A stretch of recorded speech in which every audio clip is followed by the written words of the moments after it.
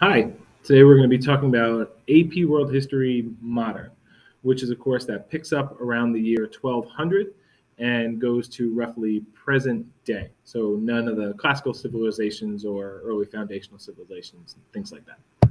A little bit about myself. My name is David Abdelmaseih. I started my undergraduate schooling at Seton Hall University in New Jersey. I received my bachelor's in history with a minor in psychology, and then moved on to the University of North Texas, where I received my master's in educational leadership. And that's a picture of my small family, my wife and my two kids, just for some understanding of who I am. Uh, Course overview, let's talk a little bit about the course. AP World History Modern, we are looking at, as I said, events along the historical timeline from the year 1200 to present day, but it's more than just a memorization of names and dates and plots on a line. It's really coming to understand things like cause and effect, comparison, a bunch of themes that you see here: humans and the environment, cultural developments and interactions, governance, economic systems, social interactions, technology, innovation. So, really, the full breadth of what has happened in the world and the impact in as many different avenues as we can cover. It's the first and only AP course that freshmen can take. And it's a really important course to take as a freshman because not only are you getting the content of a world history course, but really it's insight into an advanced curriculum and understanding what that looks like in terms of having a course that challenges what we think and how we think, as well as providing the academic rigor of essay writing, um, document analysis, things like that. It also scaffolds young students with a pathway to learning where they're practicing and understanding effective academic and social behaviors. So, really teaching them the academic and social skills that are going to have them become lifelong successful learners and have a really strong academic career here at Brebeuf. So, a little bit more about the course in general. What we do, it's really focused on being a historian. So, we're looking at primary and secondary sources and being able to analyze those, developing historical arguments, making historical connections, so understanding how events lead to one another. So, once again, that causation, that correlation, comparison, causation, continuity, and change over time, those are four core AP social studies skills.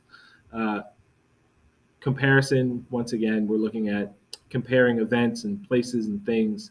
Causation, seeing how events lead to one another. And then continuity and change over time is all based on understanding how things have remained the same or altered throughout history. The course is divided up into 9 units listed there: global tapestry, networks of exchange, land-based empires, transoceanic interconnections, revolutions, consequences of industrialism, global conflict, Cold War and decolonization, and globalization. What you can expect from the course in terms of work. We do daily assignments in class, so we're working every day in class, completing tasks that are aligned with those themes and those skills along with the content. We have online discussions that students complete weekly where they're interacting not only with a prompt and the content, but with one another. And there's a group of assignments that turn out to be roughly once a month. Students can self-pace and turn in at the end of the month or at the end of a certain time period where we're really working on their time management skills. As far as assessing students, we have multiple choice exams.